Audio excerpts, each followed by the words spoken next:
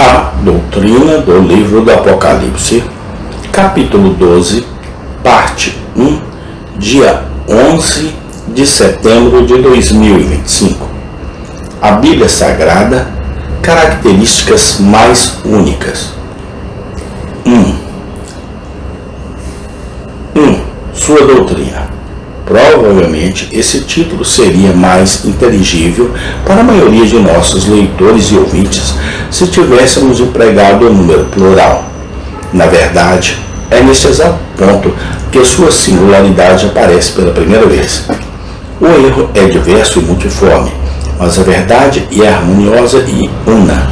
A Escritura fala de doutrinas de demônios, 1 Timóteo 4:1, e as doutrinas de homens, Colossenses 2:22, que são doutrinas diversas e estranhas, Hebreus 13:9. Mas sempre que se refere a o que é divino, o número singular é sempre usado.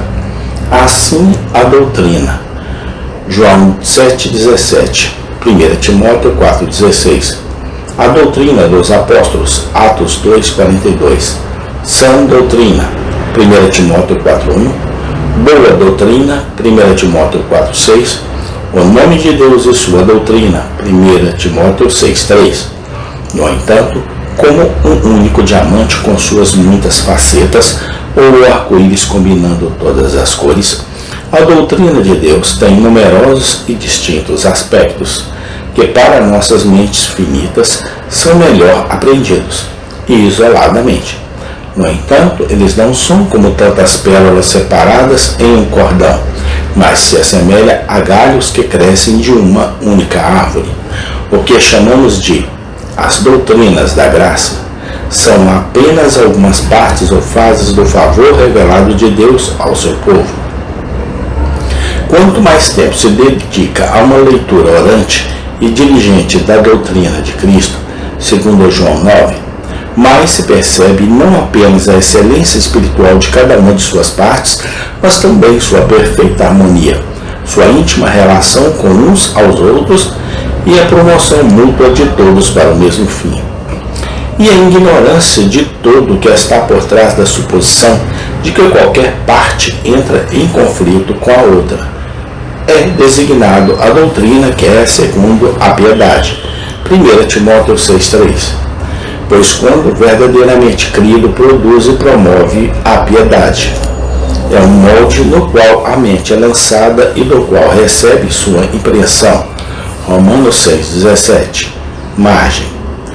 Um olho observador perceberá facilmente que um espírito distinto atende a diferentes religiões e diferentes sistemas da mesma religião, que, além do temperamento natural, marca seus respectivos adeptos. Assim foi no início.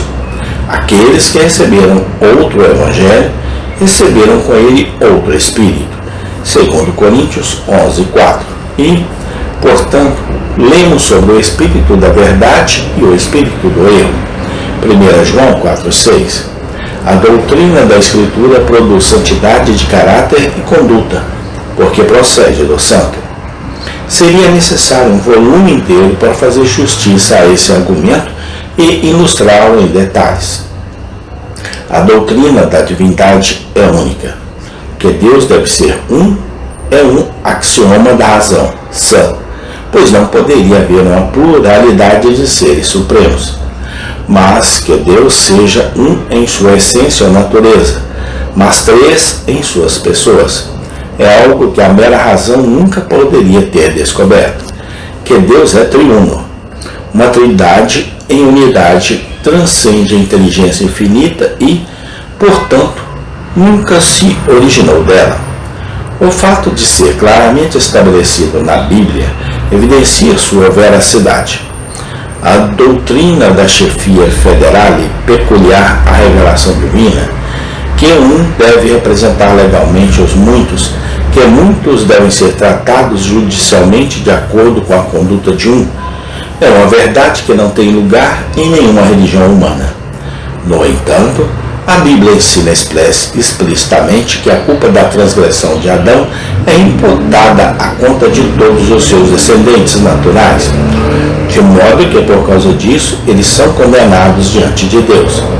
Uma coisa muito desagradável para a invenção humana.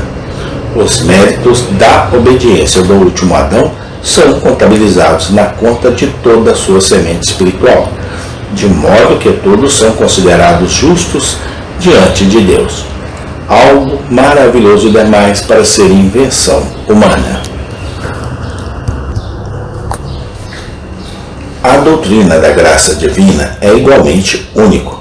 É uma verdade peculiar revelação divina, um conceito ao qual os poderes sem a ajuda da mente humana nunca poderiam ter se elevado. Prova disso é o fato de onde a Bíblia não foi. A graça é totalmente desconhecida. Nem o menor vestígio disso pode ser encontrado em nenhuma das religiões do paganismo. E quando os missionários se comprometem a traduzir as Escrituras para as línguas dos nativos, eles não encontram nenhuma palavra que de alguma forma corresponda à palavra bíblica graça. A graça é algo que ninguém tem direito algum, algo que não é devido a ninguém, sendo mera caridade, um favor soberano, um dom gratuito. A graça divina é o favor de Deus concedendo bênçãos inconcebíveis àqueles que não têm méritos e de quem nenhuma compensação é exigida. Não mais. A graça é exercida para aqueles que estão cheios de deméritos positivos. Quando completamente a graça deixa de lado todo o pensamento de valor em seu assunto, aparece nessa declaração, sendo justificados gratuitamente por sua graça. Romanos 3:24. Essa palavra, livremente, significa sem causa, e é assim traduzida em João 15:25. Justificada gratuitamente, por nada. A graça é uma provisão divina para aqueles que são tão corruptos que não podem melhorar suas naturezas más, tão avessos a Deus que não se voltaram para Ele, tão cegos que não percebem sua excelência, tão surdos que o ouvem não falar com eles, tão mortos espiritualmente que Ele deve abrir suas sepulturas e trazê-los para o terreno da ressurreição. Se algum dia eles quiserem ser salvos, a graça implica que a condição de seu objeto é desesperada até o último grau.